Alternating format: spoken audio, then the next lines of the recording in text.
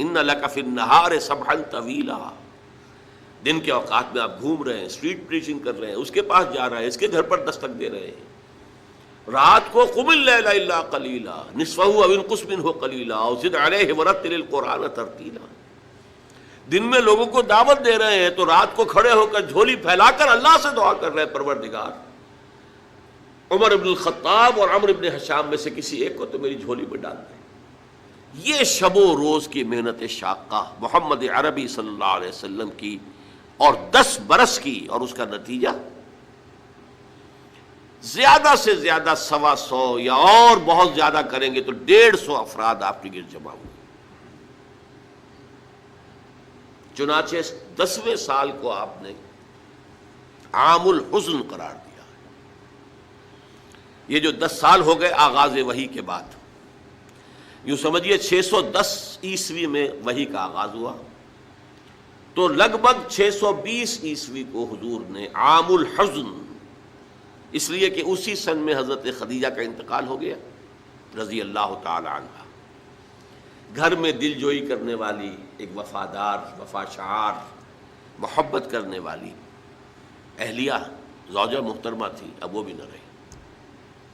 ظاہر ہے کہ باہر سے آدمی تقدر لے کر آتا ہے، کسی نے پاگل کہہ دیا ہے، کسی نے مجنون کہہ دیا ہے، کسی نے شاعر کہہ دیا ہے، کسی نے کہہ دیا ہے یہ ہم پر دھونس جماتے ہیں، انہوں نے ایک عجمی غلام کو اپنے گھر کے اندر بند کر رکھا ہے، وہ بڑا عالم و فاضل ہے، تورات اور انجیل کا جاننے والا، اور وہ اس سے ڈکٹیشن لیتے ہیں، یاد کر کے پھر ہم پر آ کر دھونس جماتے ہیں کہ یہ میرے پر وہی آئی. اور حضور یہ سنتے تھے سب کچھ. قرآن مجید میں نقشہ کھینچا گیا ہے. آپ کا قلب انتہائی حساس تھا، یہ باتیں سن کر آپ کو رنج اور افسوس ہوتا تھا. وَلَقَدْ نَعْلَمُ أَنَّكَ يَضِيقُ صَدْرُكَ بِمَا يَقُولُونَ. اے نبی ہمیں خوب معلوم ہے، اللہ تعالیٰ فرما رہے ہیں، دل جوئی کے لیے فرما رہے ہیں، ہمیں خوب معلوم ہے کہ جو کچھ یہ لوگ کہہ رہے ہیں اس سے آپ کا سینہ بھینچتا ہے، تکدر پیدا ہوتا ہے، رنج ہوتا ہے، غم ہوتا ہے، افسوس ہوتا ہے. یہی وہ لوگ تھے جو میری راہ میں اپنی آنکھیں بچھاتے تھے، یہی وہ لوگ ہیں جو الصادق الامین کا خطاب مجھے دیتے تھے، جو مجھ سے انتہائی محبت کرنے والے لوگ.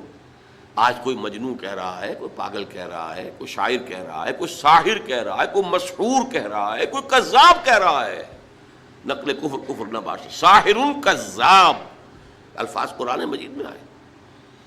یہ سب کچھ آپ سن کر گھر پر آتے تھے تو گھر پہ کوئی تسلی دینے والی تھی نہ ایک، لیکن اب وہ بھی نہ رہی. آپ کو معلوم ہے یہ واقعات بڑے اہم ہیں سیرت النبی کے. جب پہلی وحی آئی ہے اور حضور کے اوپر ایک دہشت کی کیفیت طاری تھی، عالم بشریت کا پہلا ہوا تھا معاملہ عالم ملکیت کے ساتھ. جبرائیل سے پہلی ملاقات غار حرا میں، اس کی طبیعت کے اوپر طبعاً جو ہے ایک دہشت تھی. آئے ہیں تو کانپ رہے تھے، پھر بخار چڑھ گیا ہے. اس میں کہا ہے آپ نے خشیت علی نفسی، خشیت علی نفسی، خشیت علی نفسی، مجھے اپنی جان کا اندیشہ ہے. یہ کیا صورتحال ہے، یہ کیا ذمہ داری ہے جو مجھ پر آ گئی. تو وہی تھی، وہی غمخوار بھی تھی، وہی ہمت بندھانے والی بھی تھی، وہی ہے جس نے پہلے تو یہ کہا اللہ آپ کو ضائع نہیں کرے گا، آپ فکر نہ کریں، آپ تو یتیموں کی سرپرستی کرتے ہیں، بیواؤں کی خبرگیری کرتے ہیں، آپ بھوکوں کو کھانا کھلاتے ہیں، غریبوں کی جو ہے خدمت کرتے ہیں، اللہ آپ کو ضائع نہیں کرے گا. اور اس ضمن میں مجھے ایک واقعہ یاد آ رہا ہے. یہ واقعہ امام راضی نے نقل کیا اپنی تفسیر کبیر میں، اور یہ ہے آغاز وحی سے قبل کا واقعہ. کیونکہ حضور کی زندگی میں یہ جو دن آئے تھے 25 برس کی عمر سے لے کے 40 برس کی عمر تک، 25 برس کی عمر تک کی آپ کی زندگی بڑی مشقت کی زندگی رہی، بڑی محنت کی زندگی رہی، افلاس کی زندگی رہی، تنگ دستی کی زندگی رہی. عین بچپن میں آپ بھیڑیں بکریاں چراتے رہے، علی قراغیت، چند ٹکوں کے عوض. یہ حضور کے اپنے الفاظ ہیں، میں چند ٹکوں کے معاوضے میں اب بھیڑیں بکریاں چراتا تھا. پھر آپ ذرا بڑے ہوئے، اس لیے کہ ابو طالب جو ہیں وہ بہت ہی مفلس انسان تھے. سرپرستی تو وہ کر رہے تھے، لیکن واقعہ یہ ہے کہ پرورش کی ہے محمد رسول اللہ نے خاندان ابو طالب کی، اپنی مزدوری سے، اپنی محنت سے، اپنی مشقت سے.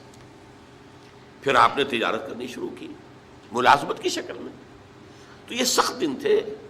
وَوَجَدَكَ عَائِلًا فَأَغْنَىٰ، پایا اللہ نے آپ کو کہ آپ تنگ دست ہیں تو اللہ نے غنی کر دیا. غنی کس طور سے کیا؟ حضرت خدیجہ سے شادی ہوئی 25 برس کی عمر میں، جو عرب کی متمول ترین خاتون، ان کی اپنی فرمائش پر یہ شادی ہوئی، انتہائی محبت کرنے والی. تو واقعہ میں آپ کو سنا رہا تھا کہ اس زمانے میں یہ 25 برس سے لے کر اور 40 برس کی عمر شریف کے مابین کبھی یہ واقعہ پیش آیا ہے کہ حضور ایک دفعہ کہیں نکل گئے مکے سے باہر. مختلف وادیاں ہیں، پہاڑ ہیں، پہاڑوں کے مابین وادیاں. ایک وادی میں آپ نے دیکھا کوئی قبیلہ آ کر پڑاؤ ڈالے ہوئے ہے، انتہائی مفلوق الحال، بھوک کی وجہ سے جسم سوکھ کر کانٹے ہوئے ہیں، تن پر کپڑے نہیں ہیں. حالت دیکھ کر آپ آئے، انتہائی ملول اور غمگین ہو کر گھر میں آ کر چادر لے کر لیٹ گئے. اب پوچھا حضرت خدیجہ نے کیا ماجرا ہے، کیا معاملہ ہے؟ آپ نے فرمایا میں گیا تھا باہر فلاں وادی میں، میں نے یہ دیکھا فلاں گھاٹی میں ایک قبیلہ ہے، پڑاؤ ڈالے ہوئے ہے اور یہ حال ہے. حضرت خدیجہ اور فرمانے لگے کہ میرے پاس دولت نہیں ہے کہ میں ان کے لیے مدد کر سکوں. سرمایہ تو حضرت خدیجہ کا تھا نا، آپ کی اپنی ذاتی دولت تو نہیں تھی. اس پر حضرت خدیجہ نے فرمایا اچھا آپ جائیے اور بڑے بڑے قریش کے چند سرداروں کے نام لیے کہ ان کو بلا لائیے. حضور گئے، وہ سب آ گئے. اتنی دیر میں اتنا بڑا ڈھیر اشرفیوں کا حضرت خدیجہ نے لگا دیا کہ جب حضور آ کر بیٹھے تو اس کے پیچھے چھپ گئے. اور پھر کہا ان سرداران قریش سے مخاطب ہو کر آپ سب لوگ گواہ ہیں، میں نے یہ ساری دولت محمد کے حوالے کی صلی اللہ علیہ وسلم، وہ جیسے چاہیں اسے خرچ کریں. تو ایسی بیوی جس نے ساتھ دیا. میں اگر اس موضوع پر چونکہ میرے کچھ خاص احساسات ہیں اس میں وہ بیان کروں گا تو پھر بہت وقت نکل جائے گا کہ حضرت خدیجہ رضی اللہ تعالیٰ عنہ کا کیا مقام تھا جسے ہم میں سے اکثر نہیں جانتے. ہمارے ہاں تو جیسے ہے گرفتار ابو بکر و علی ہوشیار باش، یا ابو بکر کی فضیلت رضی اللہ تعالیٰ عنہ اہل سنت کے نزدیک یا اہل تشیع کے نزدیک حضرت علی کی فضیلت اسی میں ہے، گرفتار ہے، اسی میں جھگڑا ہے. اسی طرح عائشہ اور فاطمہ کا جھگڑا ہے. ایک گروہ ہے کہ جو حضرت عائشہ رضی اللہ تعالیٰ عنہ کو بہت بلند کرتا ہے، اونچا رکھتا ہے. دوسرا گروہ ہے جو حضرت فاطمہ رضی اللہ تعالیٰ عنہ. لیکن یہ کہ حضرت خدیجہ الکبریٰ کا ذکر نہیں ملتا، بہت کم ملتا. بلکہ میں نے جب ابھی شاید 2-3 سال ہوئے ہیں جب میں گیا تھا ایران، اور وہاں کے اچھے مشاہدات میں سے تہران کے ایک یہ بھی تھا کہ انہوں نے خالص خواتین کی یونیورسٹی قائم کی ہے. اس کا نام رکھا الجامعۃ الزہراء. حضرت فاطمہ رضی اللہ تعالی عنہا کے نام پر انہوں نے یونیورسٹی قائم کی. تو جب ایک ملاقات میں ان کا وہ ٹاپ کا سٹاف وغیرہ جمع تھا یونیورسٹی کا، میں نے کہا کاش آپ نے اس کا نام جامعۃ الخدیجۃ الکبریٰ رکھا ہوتا تو چونکے. میں نے کہا دیکھیے یہ سنیوں اور شیعوں کے مابین مدرسۃ العائشہ للبنات، یعنی جو بھی کوئی رکھے گا یہاں پہ مدرسہ بنائے گا سنیوں میں سے، خاص طور پر اہل حدیث جنہیں عرف عام میں وہابی کہتے ہیں، وہ حضرت عائشہ کے نام پر مدرسہ بنائیں گے. بچیوں کے لیے مدرسہ حضرت عائشہ کے نام پر، شیعہ ہوں گے تو حضرت فاطمہ زہرا کے نام پر. لیکن حضرت فاطمہ کی والدہ حضرت خدیجہ جو الصدیقۃ الکبریٰ ہیں، ان کے نام کے ساتھ کبریٰ اس لیے جمع ہوا ہے. صدیق اکبر، الصدیق الاکبر ہیں حضرت ابو بکر رضی اللہ تعالیٰ عنہ. الصدیقۃ الکبریٰ جیسے حضرت مریم کے بارے میں آتا ہے قرآن میں کان امہ صدیقہ، تو اس امت کی الصدیقۃ الکبریٰ حضرت خدیجہ رضی اللہ تعالیٰ عنہا. اور ایک بات راز کی ہے جو میں کہہ رہا ہوں، عام طور پر عام خطابات میں یہ باتیں نہیں کہی جاتی. مجھے تو محسوس ایسا ہوتا ہے کہ اللہ تعالیٰ نے حضرت خدیجہ کی ذات میں حضور کو صرف بیوی کی وفاداری اور وفا شعاری اور محبت نہیں دی ہے، والدہ کی شفقت بھی دی ہے. حضور محروم ہوئے بہت ارلی عمر میں، والد کو تو دیکھا ہی نہیں، والدہ کی شفقت سے بھی بہت جلد محروم ہوئے. عمر کا فرق اتنا تھا، 25 اور 40 اندازہ کیجیے. اور آپ کو معلوم ہے میری نانی میرے بڑے ماموں سے 13 برس بڑی تھی. 13 برس میں ان کی ولادت ہو گئی تھی، اور عرب کا معاملہ تو اور گرم ماحول کا تھا. تو کیا 15 برس کی عمر میں حضرت خدیجہ کے ہاں اولاد نہیں ہو سکتی تھی؟ اگر وہ ہوتی تو کیا وہ حضرت عمر حضور کی ہم عمر نہ ہوتی؟ اس حوالے سے دیکھیے. چنانچہ ایک واقعہ میں آپ کو اور سنا دوں. ایک مرتبہ حضور صلی اللہ علیہ وسلم اسی طرح جو بھی نیا تجربہ تھا عالم ملکیت اور عالم بشریت کے درمیان اتصال کا، اور جس کی وجہ سے ایک خوف کی سی کیفیت، ایک تشویش کا سا انداز، تو حضرت خدیجہ نے ایک مرتبہ یہ کہا کہ اچھا اب جب وہ آئے وہ فرشتہ ہے یا کیا ہے، وہ بدروح ہے یا کوئی واقعتاً فرشتہ ہے، جب بھی وہ آپ کو نظر آئے تو مجھے بتائیے گا. حضرت جبرائیل آئے، حضور نے فرمایا وہ آ گیا. اب ذرا نوٹ کیجئے، حضرت خدیجہ نے اپنے بال کھول دیے، اپنی آغوش میں حضور کو لے لیا اور پوچھا کہ کیا اب بھی نظر آ رہا ہے؟ آپ نے فرمایا نہیں. فرمایا یقیناً یہ فرشتہ ہے، یہ کوئی بدروح نہیں ہے، فرشتہ ہے جس نے حیا کی ہے. اگر کوئی بدروح ہوتی تو لذت لیتی، وہ غائب نہ ہوتی. اب آپ اندازہ کیجئے عظمت فکر، سوچ کا، آپ کے فکر کا، شعور کی بلندی کا. بہرحال سن 10 نبوی کا تذکرہ کر رہا تھا، حضرت خدیجہ کا انتقال ہو گیا، ابو طالب کا انتقال ہو گیا. جو ایک پروٹیکشن، ٹرائبل زندگی میں پروٹیکشن، جیسے کہ آج ہی میں پڑھ رہا تھا کہ جو بھی پہلا ایک معاہدہ اوس اور خزرج کے درمیان جو مسلمانان نے یثرب کا اور پھر مہاجرین کو ساتھ شامل کر کے حضور نے کروایا تھا، اس میں یہ شک بھی تھی کہ اگر کوئی ایک مسلمان بھی کسی کو پناہ دے دے گا تو وہ سب کی طرف سے شمار ہوگی.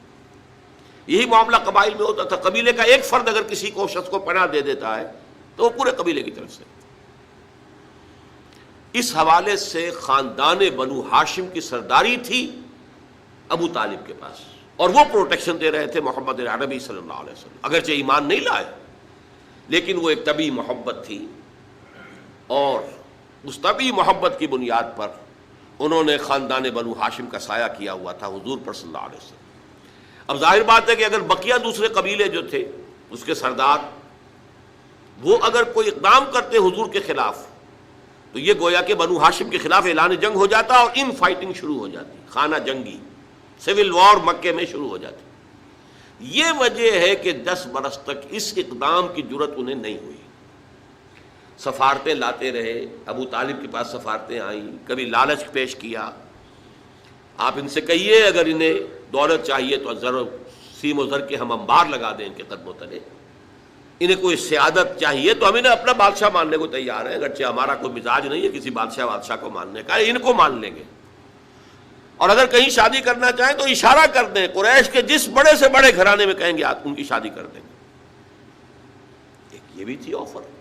جب حضور نے فرمایا تھا کہ چچا جان چاہے یہ میرے داہنے ہاتھ پر سورج اور بائیں پر چاند رکھ دیں تب بھی میں اپنے اس دعوت سے باز نہیں آ سکتا. ان کا مطالبہ یہ تھا کہ یہ دعوت ختم کر دیں، ہمارے معبودوں کو برا نہ کہیں. جس کے ضمن میں پھر آخری جبکہ ابو طالب بستر مرگ پر تھے اس وقت جو آخری سفارت آئی ہے، اور انہوں نے آخری چیلنج کیا کہ ابو طالب اب بھی اگر تم باز نہیں آتے تو پھر ٹھیک ہے، ہمارا الٹیمیٹم ہے، آؤ میدان میں مقابلہ کر لو یا روک لو اپنے بھتیجے کو. اس پر جب ابو طالب نے بلایا ہے اور حضور سے کہا ہے کہ بھتیجے مجھ پر اتنا بوجھ نہ ڈالو جو میں برداشت نہ کر سکوں. ظاہر بات ہے اکیلا خاندان بنی ہاشم، پورے قبیلہ قریش کا مقابلہ، پھر خود جو ہے نہایت ضعیف، بوڑھے اور بستر مرگ پر ہیں تقریباً. بھتیجے مجھ پر اتنا بوجھ نہ ڈالو جسے میں برداشت نہ کر سکوں. اس پر حضور کی آنکھوں میں آنسو آئے کہ ایک ہی مرئی سہارا دنیا میں ویزیبل اسباب عالم کے اعتبار سے ایک پروٹیکشن، ایک سہارا، ایک مدد کی شکل تھی، آج وہ بھی جا رہی ہے، ختم ہو گئی. کہا آپ نے یہ کہ چچا جان اب تو یا تو یہ بات پوری ہو کر رہے گی اور یا میں اپنے آپ کو اسی میں ہلاک کر دوں گا. میرے لیے کوئی ریٹریٹ کا کوئی امکان نہیں ہے، کوئی واپسی کا کوئی امکان نہیں ہے، پسپائی کا کوئی امکان نہیں.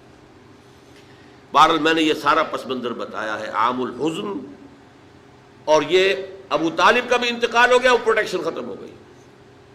بلکہ اب بنو ہاشم کا سردار ابو لہب ہے، جو خود دشمن ہے انتہائی، یوں سمجھیے کہ زہریلا دشمن، جس نے اس وقت کہہ دیا تھا تبا لکا لہذا جماعتنا، جس نے اپنے دونوں بیٹوں سے حضور کی دونوں صاحبزادیوں کو طلاق دلوائی. طلاق بھائی مانا وہاں تو در حقیقت نسبت کا ہو جانا ہی ایک طرح کا نکاح ہوتا تھا. وہ نکاح باقاعدہ ہو جائے گا لیکن نسبت ہو گئی، منسوب ہو گئی، تو گویا کہ ایک رشتہ قائم ہو گیا. دونوں بیٹے تھے ابو لہب کے، جن سے حضور کے دو صاحبزادیوں کا رشتہ تھا. ان دونوں نے آ کر نہایت گستاخانہ انداز میں، توہین آمیز انداز میں آ کر حضور کے سامنے کھڑے ہو کر اور کہا کہ ہم تمہاری بیٹیوں کو طلاق دیتے ہیں. یہ سارا صدمہ جھیلے ہیں حضور نے صلی اللہ علیہ وسلم. اب وہ ہے بنو ہاشم کا سردار. کیا نکلے گا نتیجہ؟ پروٹیکشن ختم. اب تو جو بھی چاہیں گے وہ دارالندوہ میں فیصلہ کریں گے. لہذا آپ گئے طائف کی طرف. یہ حضور کی مکی زندگی کا دین کی بات پھیلانا صدقہ جاریہ ہے. لہٰذا اگر آپ کو دین کی یہ بات پسند آئی تو جہاں تک ممکن ہو سکے اسے اور بھی آگے پہنچاتے رہیں. جزاک اللہ.